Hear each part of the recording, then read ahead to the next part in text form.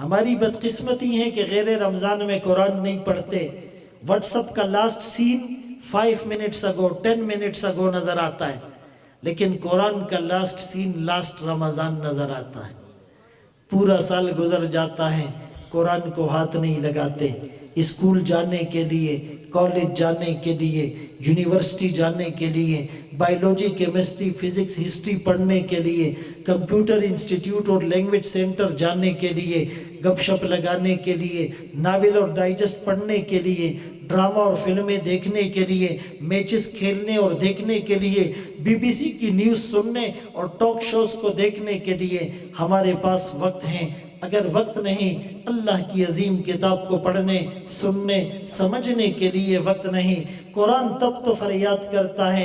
اور زیادہ سے زیادہ ہم جب بیٹی کو رخصت کرتے ہیں، او جی قرآن کے سائے میں رخصت کرو، اس سے پہلے ڈرامے چلے، فلمیں چلی، میوزک چلا، میوزیکل کنسرٹ ہوا، مہندی میں، مایو میں، ہندوانہ رسومات اور خرافات بدعات کے اپنے جنازے ہم نے نکالے، سنتوں کو توڑا. اس وقت قرآن یاد نہیں آیا، لیکن بہرحال رخصتی کرتے وقت قرآن یاد آتا ہے.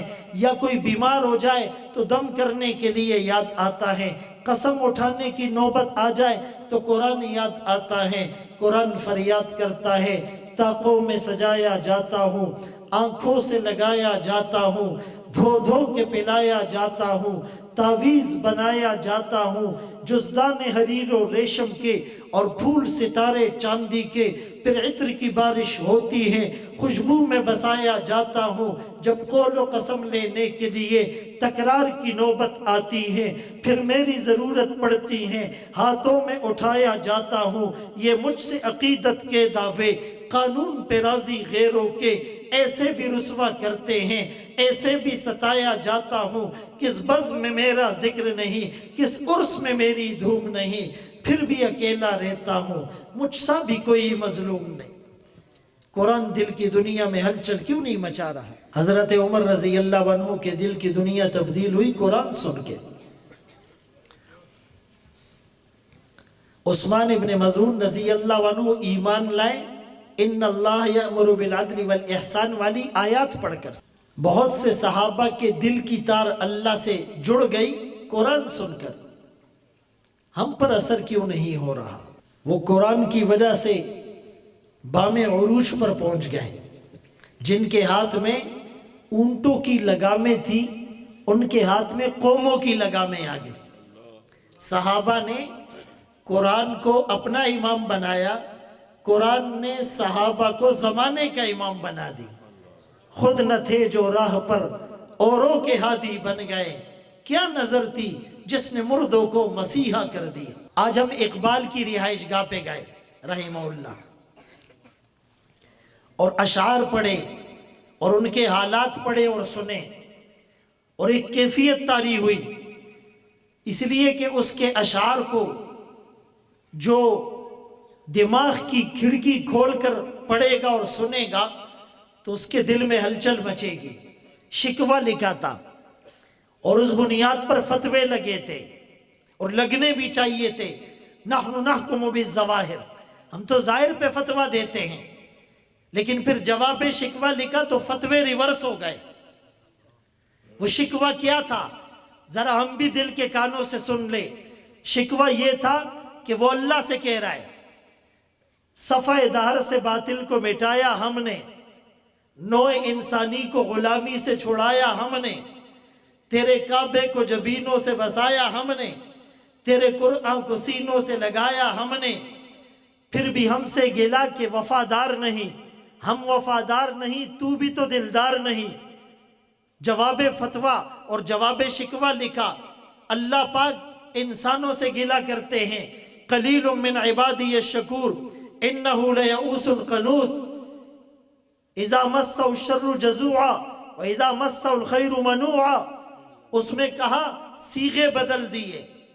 صفحہ دار سے باطل کو مٹایا کس نے؟